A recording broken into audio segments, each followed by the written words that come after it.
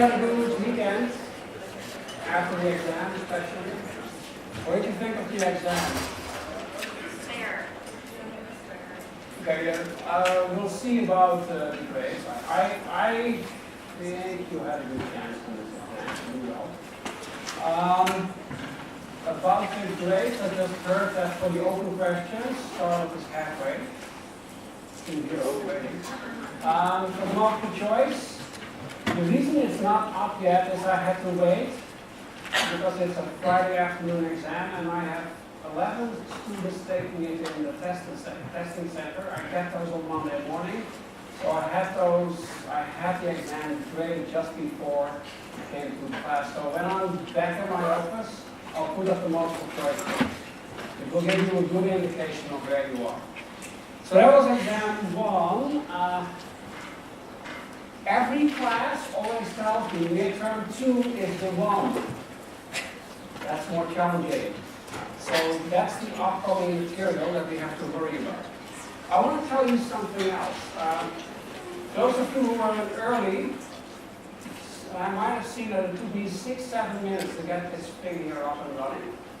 And that's because I did what they tell me to do, which is to reboot the system. Otherwise you can have some kind of a funky situation like what I had on Wednesday, which you might remember.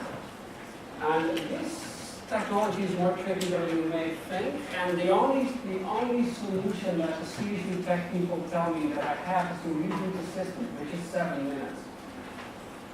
So my choice on Wednesday was to not reboot. I think that would not have been fun. I prefer to just do the class on the board, but in this classroom that's just not possible. So we're stuck. This is where we are. I'm not making excuses, I'm just telling you what's going on. Okay, we're going to look at action potentials. We're in section 2, and section 2 can have the title Cells in Action. Action potentials looks like that, cells in action.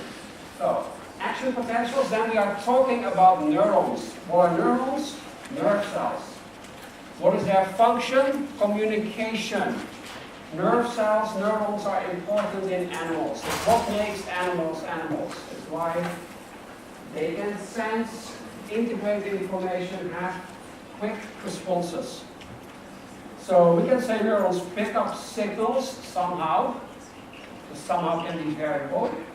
And that generates then what we call an action potential, which we will see is essentially a set of localized ion currents that occur. And ultimately, this causes the release of chemicals that we call neurotransmitters. So we'll see that neurons are in contact with other cells, and the sites of contact are called special places. They're called synapse. Or if you're British, you say it's synapse. So a synapse or a synapse is a place of close contact between a neuron and another cell, often a neuron and a neuron. And over that synaptic space, neurotransmitters diffuse from one cell, the cell that gives the signal, to the other cell. And that leads to a response in that receiving cell. Okay, so we will see about the detail of that. We have a couple of main types of neurons. There are more, but these are the main types. We have sensory neurons. They send signals to the central nervous system. So this is how you feel, how you see, how you hear. Sensory neurons transmit information from your sensory organs to the central nervous system. Now we have interneurons, which we can just say are neurons that receive from neurons and send to neurons. They're in between neurons. So they're involved in forming signaling circuits. And these neurons, interneurons, can be unipolar, meaning they send only to one cell, or they can be bipolar, they send to 2 other cells, or multipolar, they send to many different cells. Interneurons, and then we have motor neurons. Motor neurons send signals to muscle cells, generating typically a contraction, so they control the motion of the muscle. So these are the main kinds. We're really mainly going to look at the motor neurons, just as an example for generally how neurons function. Okay, so now let's look at a picture. Here we have an EM picture that we've seen before. And we can think of this EM picture as a transect right here. So what's going on? We have this big cell here. This is a neuron with its nucleus. The yellowish cell here is a neuron. It has this long structure that we call the axon. And that axon here ends in what we call the axon terminus. That axon is surrounded by other cells, which are these cells here that form this myelin sheath. These are called the Schwann cells. So we can imagine there's a Schwann cell and it's actually wrapped around this axon. And it just serves as an insulating layer. So you see in this diagram here we have a total of 6 cells. We have the neuron and we have 5 Schwann cells that form sections of myelin sheath. So here we have a cross section. This is the axon here in the center, and this myelin from the Schwann cell is wrapped around, insulating this neuron. Okay, so the idea is as follows. This cell, and we can imagine this is a motor neuron.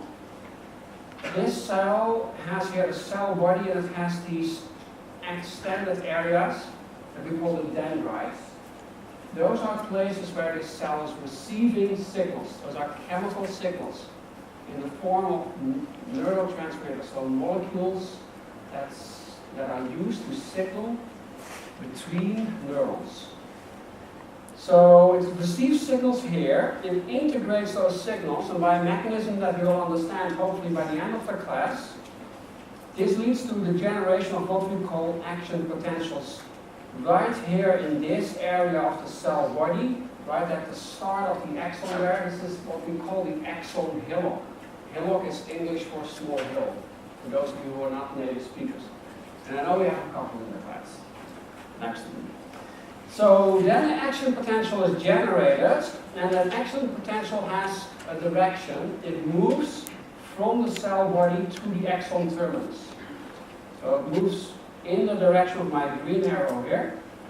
And then at the axon terminus, the ultimate thing happens. The result of this action potential will be that neurotransmitters, so molecules, chemicals, will be released here, allowing this neuron to signal to another cell. And since this is a motor neuron, it will signal to a muscle cell. There's a very nice picture in the book of a mouse neuron, and you can see that it's very extended. Some neurons in our body can be the length of our limbs, so they can be very long cells. They can be very extended, thin and extended. Okay, so that's say the layout of the system.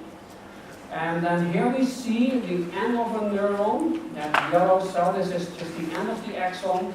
And here we have the axon termini forming a synapse here on top of a muscle cell. So this muscle cell has been made translucent in this picture, so we can see in it. But imagine there's contact between the plasma membrane, a close contact between the plasma membrane of the neuron and that underlying muscle cell. This is blown up right here and then blown up again. So here we have our muscle cell in red, in blue is the plasma membrane. We see, hey, proteins there, receptors in the muscle cell membrane. And we see here our neuron, and our neuron will have vesicles in that axon region.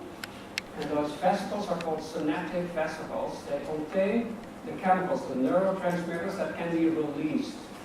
And it turns out that the chemicals are only released when there is an action potential. Okay, so action potentials initiate cell-to-cell signaling. They trigger neurotransmitter release in a synapse.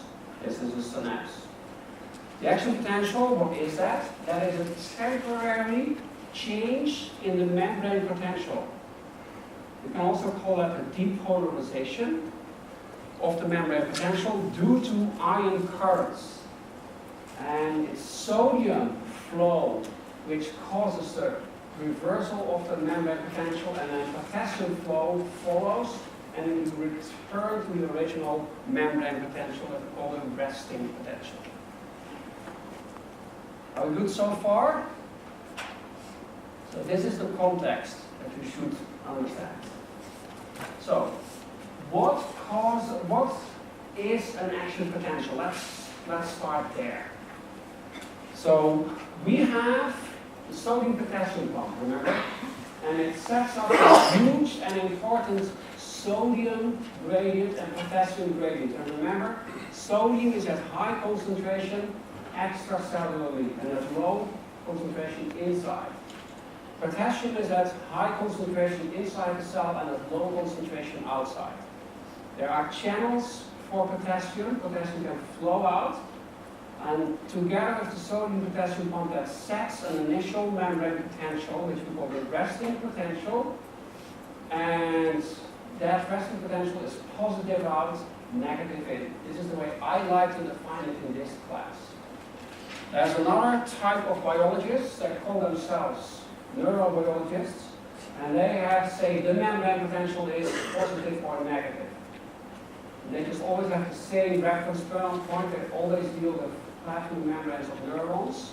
But we deal with all membranes. I like to say what I mean. So positive out, negative in. It's our starting point. Now, if for some reason, and the some reason we'll get to, there is opening of sodium channels in the membrane, then sodium will flow into the cell down its concentration through those channels. This is a fast flow because it's a channel. That movement of sodium causes the accumulation of an excess positive charge inside the cell. So that means that locally in that area where sodium can flow in, the membrane potential reverses from positive out, negative in, which is the resting state, to positive in, negative out, which is the action potential state. So we get here the opening of sodium channels. Sodium flows down gradient, and that causes what we call the depolarization. So initially we have a membrane potential, positive out. It's about 70 millivolts in magnitude. Neurobiologists call that a negative 70 millivolt membrane potential. Then we get sodium flow, we get depolarization. Now it's positive inside, and the magnitude of the membrane potential is 40 millivolts. Then later, what happens in the same spot is that the sodium channels close, and since there are potassium channels, potassium will flow out, which resets the membrane potential to what it was originally. So we see in any given space along the axon the following. First we're in the resting state. Then we have sodium flow and we're depolarized, that's temporary. Then we go back to that original resting potential. So first there's no permeability, the channels are closed, but there's some potassium channels open. Then we get a high amount of sodium channels that open, and that's followed by their closing, which is followed by the opening of even more potassium channels, which allows the membrane potential to return. So why do the sodium channels open? Well, why the first one opens I'll get to. That's caused by ligands that bind. But as soon as there's some sodium flow, there's a special property of the sodium channels that is relevant. These channels are voltage gated. So they sense the start of depolarization of the membrane potential, and then they go from closed to open. So this is sort of an all or nothing response. So as soon as some sodium channels open, they all open in that region. And there's another property of the sodium channels. As soon as they've been open for a short period of time, they close and they remain closed, at least for a certain period. And then the potassium channels, they come in two flavors. We have the resting channels, they're always open. And then there are also voltage-gated channels. The voltage-gated channels also sense the depolarization. And they're a little bit slower than the sodium channels, but once they sense that depolarization, they'll also slowly open and then close again. And that causes this pattern. This diagram can be improved a little bit. And so if we take a view along an axon, what do we get? We were here originally, and we had excess positive charge outside negative in, resting potential. And we get opening of sodium channels. That causes the depolarization.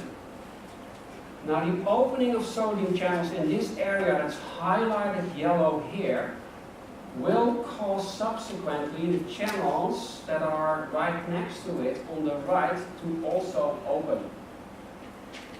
So that's a positive feedback that we will see. So pretty soon hereafter on the right side these channels will also open. So the sodium channels are voltage gated and they respond to an initial change in the membrane potential.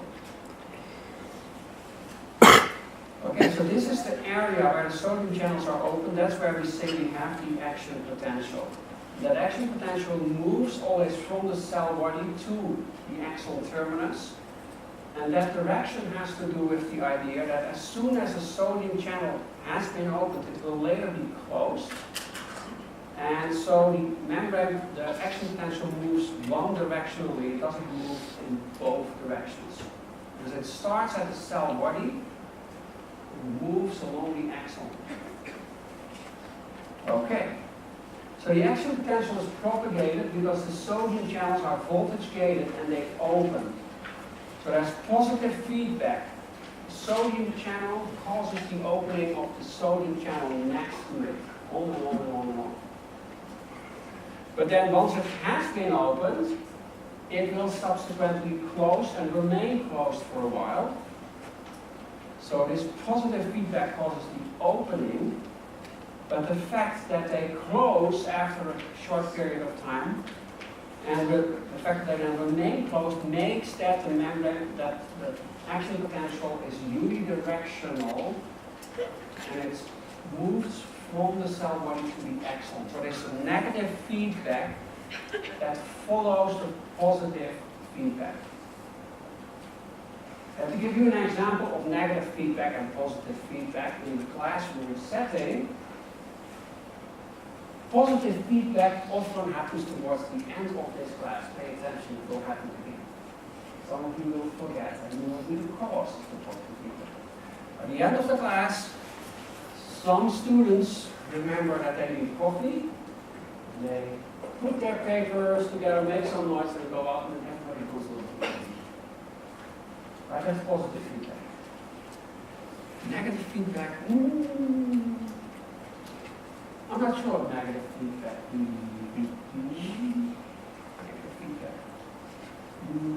Negative feedback would be if one student tells the other student, no, wait a while, that would maybe be negative feedback. I'm not sure. Good example of negative feedback in the social settings are that we find for you.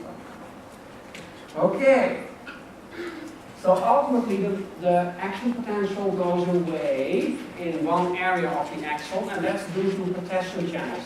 And these potassium channels come in two flavors. We have voltage-gated channels, and they have a special name, they're called the shaker channels. Where does that name come from?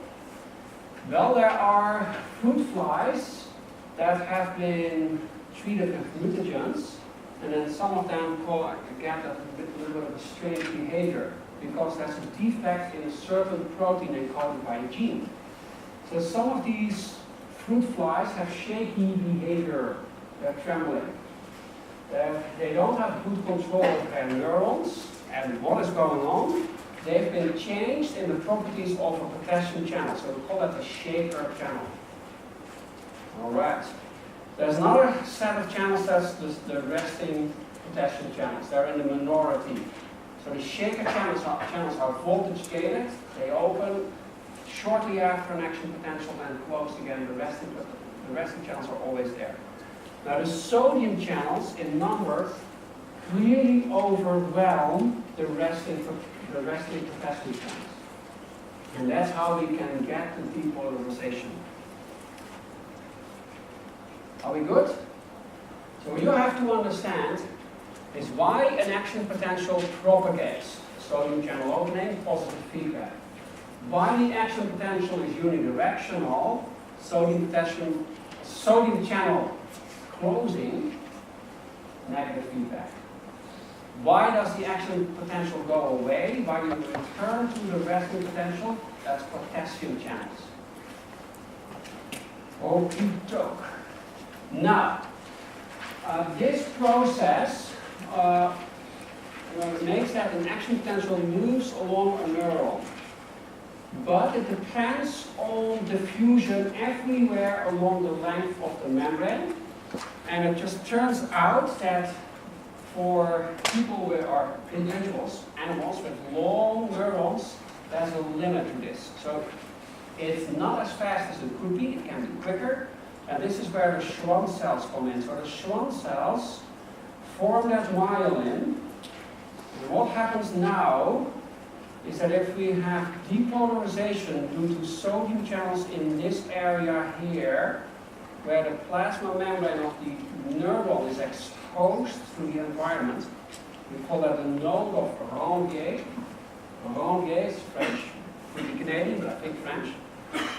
So as soon as we get the depolarization here, it can be sensed by the sodium channels in the next node. So I just think the clear insulation here, this is my interpretation, makes it possible for the electrostatic forces to be sensed over a longer distance. And therefore the sodium channels can open quickly at a bigger distance, or can open at the same time at a bigger distance, so they open more quickly over the length of the neuron. Okay? So that's the function of myelin. That's that. Then ultimately, we're going very fast. Right? Then ultimately, I guess my neurons are too quick. Ultimately, this results in the release of neurotransmitters. So what is going on with that? So now we end up at the end of the axon. So this is the end of the axon here, the neuron here on top. Neuron on top. And here we have the synaptic space, or the synaptic cleft. And underneath is the plasma membrane of the receiving cell. In this case, we're going to say that this is a muscle cell. That's just what we say, because we say this is a motor neuron. Okay, so sodium channels are opening right here, and then they're opening more and more and more. This membrane is depolarizing. Now there is another type of channel. There's not only a sodium voltage-gated channel, there's also a calcium voltage-gated channel. And you remember that both sodium and calcium are at low concentration in the resting state of the cell. So now calcium, which is mainly in the extracellular space, can flow in, can diffuse in through a channel. There's not a lot that goes in, but it is enough. And the diffusion of that calcium has an effect on the vesicles that are inside the neuron. So in this axon terminus there are vesicles, small membrane enclosed compartments that contain the neurotransmitter.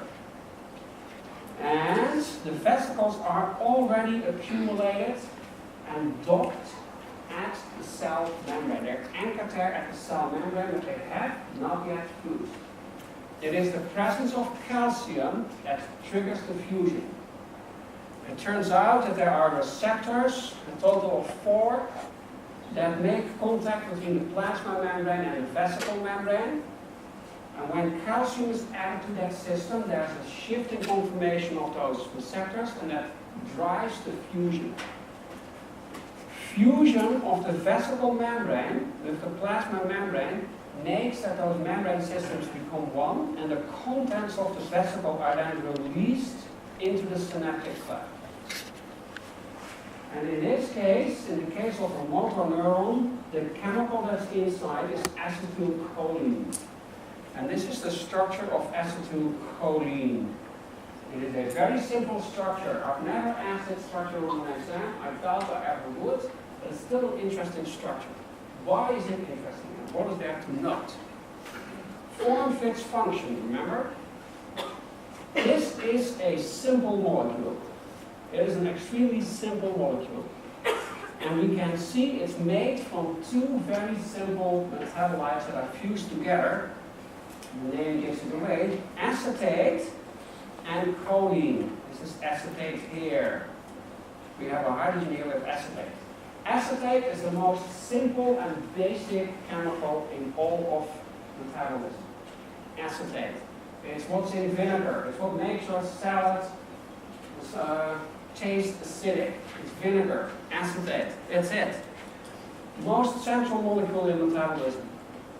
In other words, very available. Choline, very simple molecule. In other words, very available. Put these two together, you get a signaling molecule. But you have to get the signaling molecule out of the cell in order to signal, so you accumulate it in these vesicles. You wait until it's right to turn the signal on green, and then it's released. Now, because acetylcholine is a simple molecule, it can also be easily degraded. There's an enzyme actually in this space called acetylcholine esterase, and it breaks the bond here, which is an ester bond. An ester is a bond between an acid and an alcohol. Choline is an alcohol, and acetate is an acid. Acetylcholine esterase breaks the bond right here, hydrolysis reaction. That means that the signaling molecule is removed. Why is that significant? I want to make a point that I will make 3 or 4 more times later in the class. In any signaling system, it is important that you have a way to turn it on as well as a way to turn it off. Think about the traffic lights in Fort Collins. Traffic flows best if the traffic lights alternate between green and red. It doesn't flow if they're always on red, and it doesn't flow either if it's always on green. You would wish that the traffic light is always on green for you, but there's cross traffic, and definitely things go better if you alternate between green and red. So acetylcholine is a signaling molecule. It can be used to signal, and it can be removed. It can be easily removed. And what we have then is the 2 simple metabolites that this neuron can again take up, can simply couple together and put again in a vesicle, it can recycle it. Okay, acetylcholine is the signaling molecule in this case. It's a neurotransmitter. There are other neurotransmitters. They're always simple molecules, by the way. Okay, so it's released. What does it do? It diffuses over the synaptic cleft, small space, and it hits a protein here, which we can call a receptor, but it's also a channel. And this is a sodium channel that responds to acetylcholine. It is a ligand-gated sodium channel. As soon as acetylcholine binds this channel here, it opens and sodium flows in. As soon as sufficient sodium has flown in to this muscle cell, then there are sodium channels which are voltage gated. They sense that local depolarization, and they all open, and you get a complete depolarization of the muscle cell membrane. So the receiving cell depolarizes also. So you get essentially an action potential over the receiving cell. Now that action potential in the muscle cell then causes again calcium release, this time mainly from intracellular membrane systems that we call the cytoplasmic reticulum. And that calcium release drives, or is the trigger for the contraction of muscle. That mechanism we'll look at a little bit later. So what do we get? Action potential, calcium channels open, fusion of vesicles, release of acetylcholine. Acetylcholine hits the receptor. The receptor is a ligand-gated channel for sodium. There's some sodium inflow. As soon as there's a critical level reached, we have enough depolarization to trigger the opening of voltage-gated sodium channels. We get an action potential also over the receiving cell, the muscle cell, that causes calcium release into the cytoplasm of the muscle cell that causes contraction. So I'm thinking in a moment that I'm going to lift my arm, and then soon after I think that, an action potential will go, and that will cause the contraction of the muscle right here. Right? That's how it works. Yoo-hoo, neuromuscular junction. Are we done? No, we're not done. Because the system has to be reset. Because I'm not good like this.